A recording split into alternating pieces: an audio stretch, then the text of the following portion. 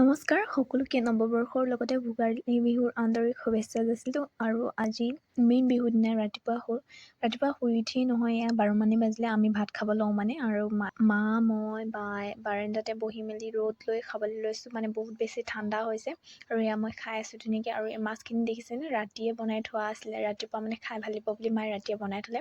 কিমান থিকনেছটো আহিছে দেখিছে, খাই কিন্তু বহুত ভাল লাগে ৰাতিপুৱা এনেকৈ।